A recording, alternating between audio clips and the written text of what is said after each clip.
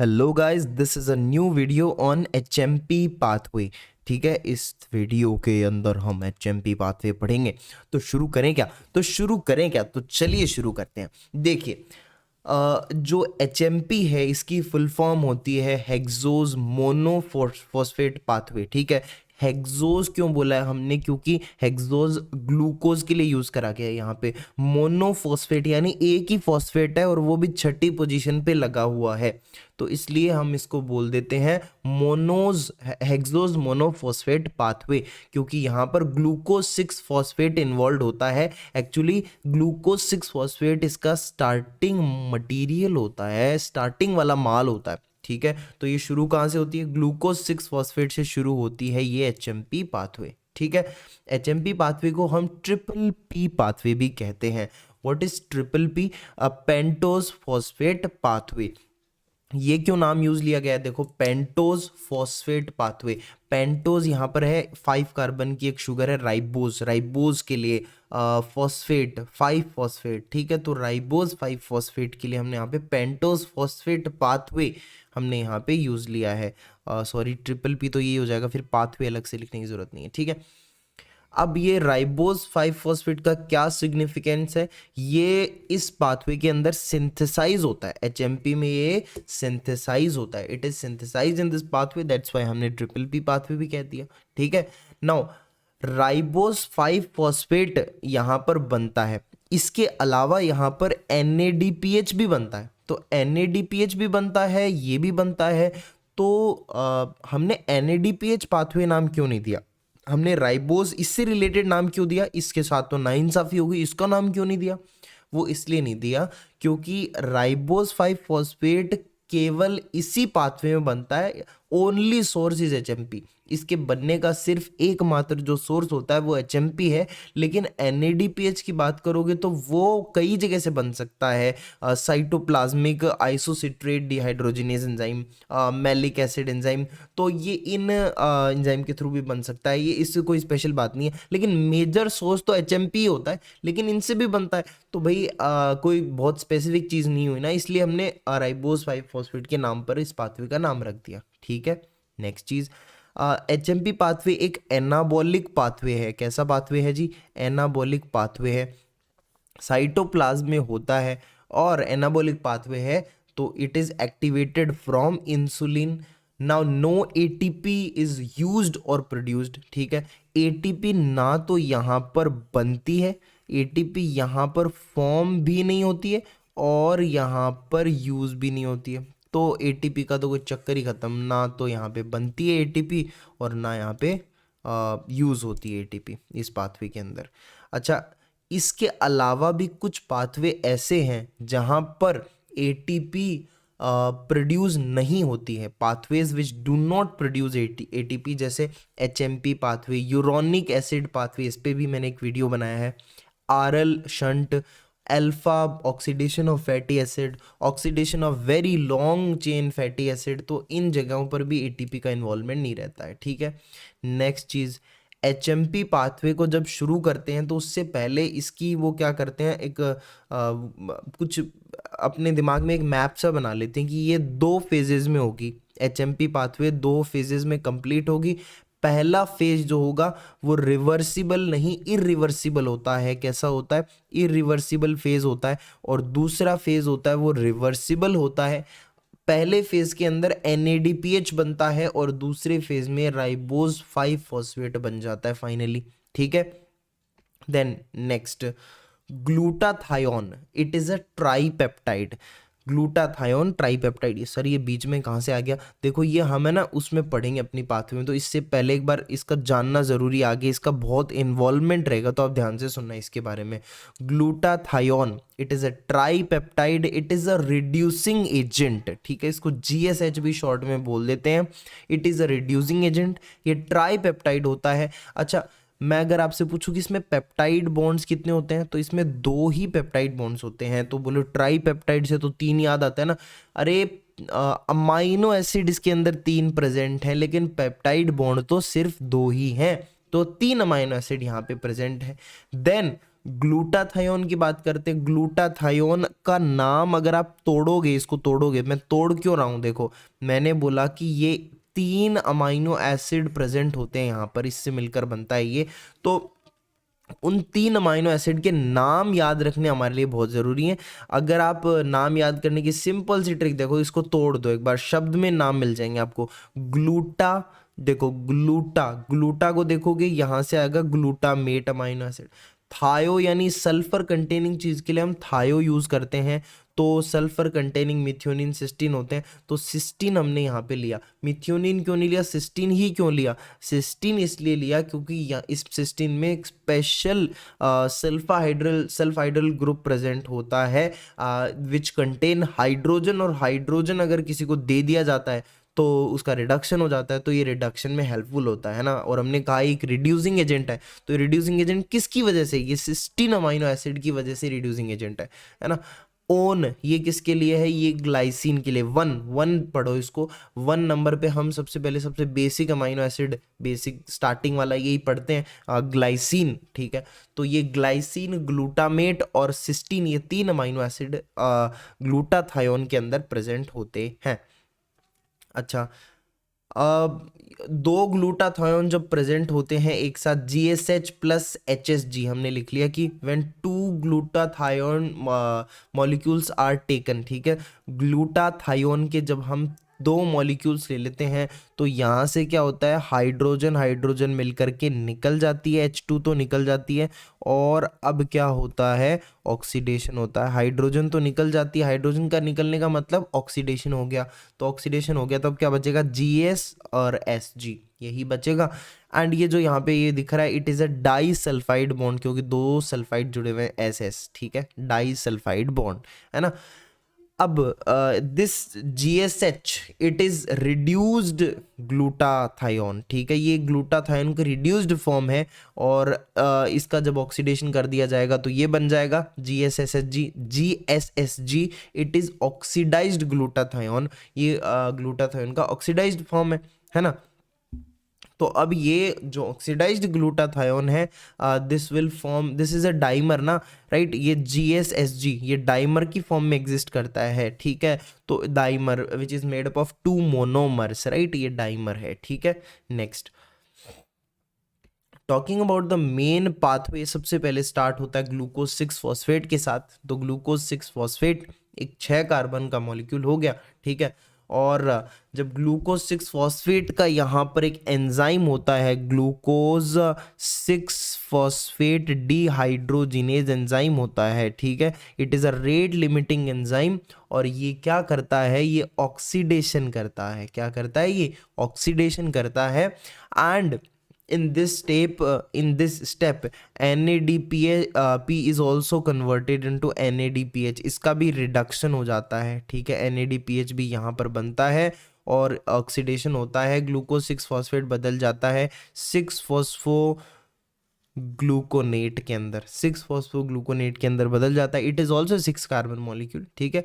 Then next फिर से एक बार ऑक्सीडेशन होता है, एक यहाँ पर डिहाइड्रोजिनेज एंजाइम इन्वॉल्व होता है।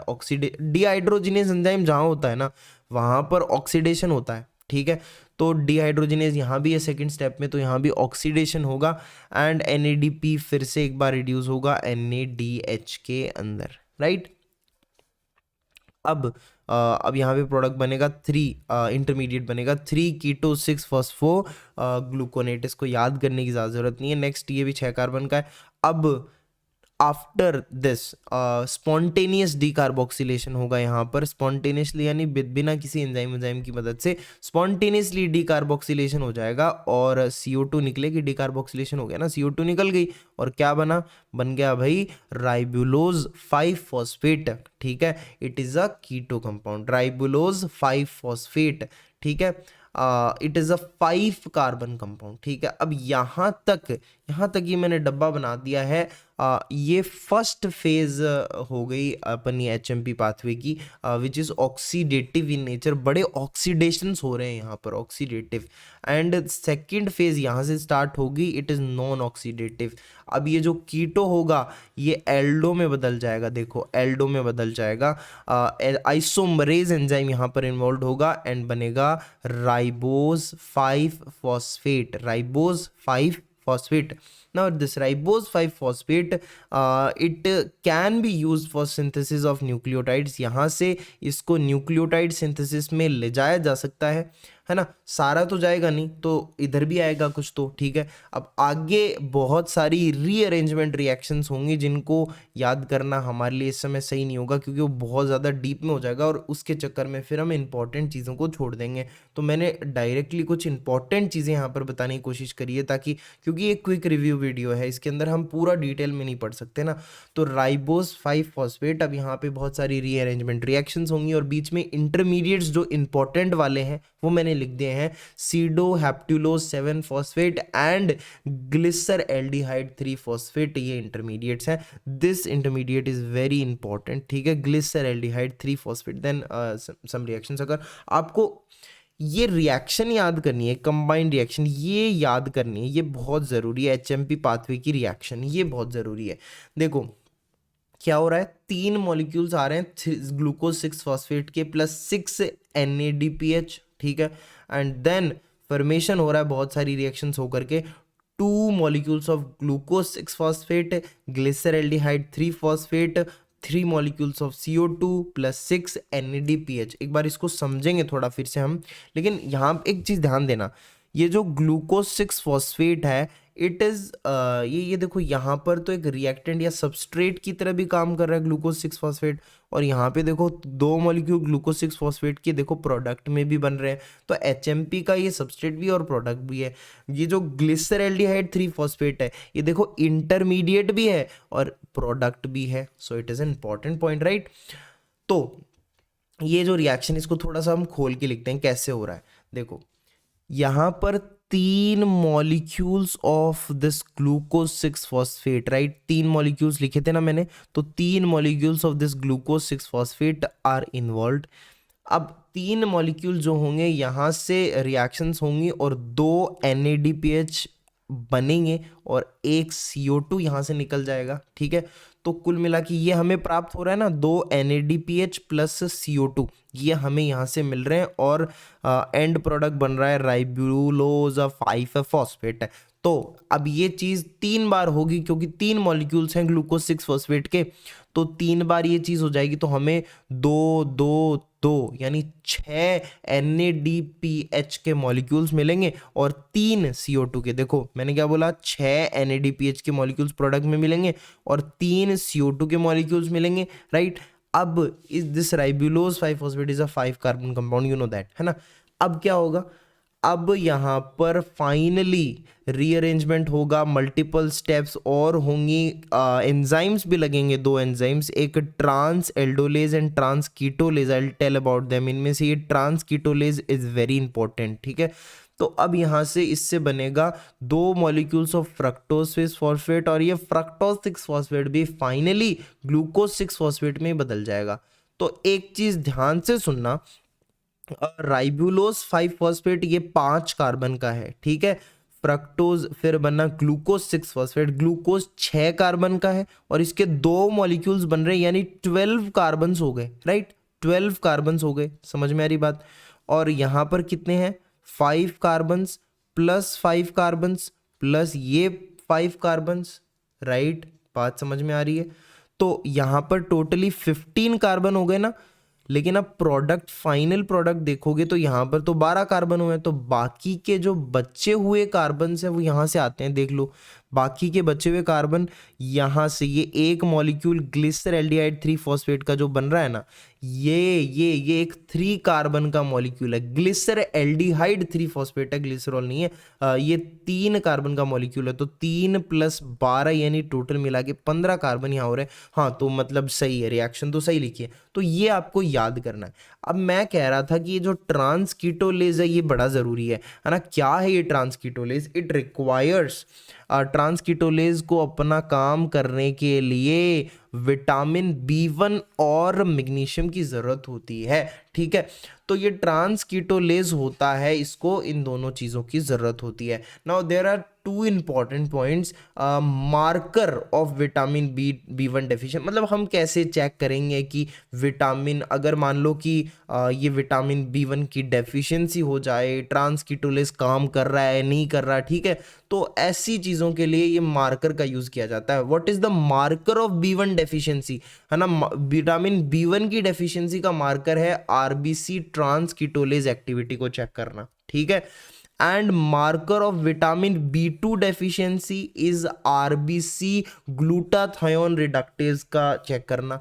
बी6 की डेफिशिएंसी का मार्कर है ट्रांस अमीनेज एक्टिविटी, राइट। हम यहाँ पर करते क्या है एक्चुअली, हम क्या करेंगे, to test vitamin B one B two deficiency in suspected patients we will take the serum in the first step. हम सीरम सैंपल कलेक्ट करेंगे, then what will do, enzyme activity assess करेंगे of the above mentioned enzymes. तो इनकी enzyme activity assess करेंगे कि क्या enzyme properly काम कर रहा है या नहीं कर रहा, ठीक है। इफ एक्टिविटी इज लो, अगर एक्टिविटी लो है तब हम ये बोल देंगे कि there is deficiency of these vitamins, ठीक है। अगर मान लो कि ये आरबीसी ट्रांसकीटोलेज की हम एक्टिविटी देख रहे हैं, इस एंजाइम की एक्टिविटी देख रहे हैं, अगर एक्टिविटी बिल्कुल नॉर्मल आ रही है तब तो ठीक है भाई, चंगा भला, कोई बात नहीं, एक्टिविटी नॉर्मल है। लेकिन अगर इसकी एक्टिविटी अब नॉर्मल हो रही है, लो हो रही है, ठीक है, तो हम ये बोलेंगे कि ये इसलिए एक्टिविटी नहीं कर रहा क्योंकि पेशेंट में विटामिन बी1 की डेफिशिएंसी है, क्योंकि vitamin B one is very important for the functioning of transketolase, इसलिए ट्रांसकीटोलेज काम नहीं कर रहा क्योंकि इन विटामिन की कमी है। यस और नो। अच्छा, हम क्या चेक करते हैं यहाँ पर, हम चेक करते हैं क्वांटिटी, नहीं, हम क्वांटिटी चेक नहीं करते, हम क्वालिटी चेक करते हैं, ठीक है। क्वांटिटी चेक नहीं करते भाई कि कितना हो रहा है ना, तो क्वांटिटी चेक हम नहीं करते हैं यहाँ पर, right. Let's talk about the sites of HMP. HMP की कौन कौन सी साइट्स हैं, ठीक है।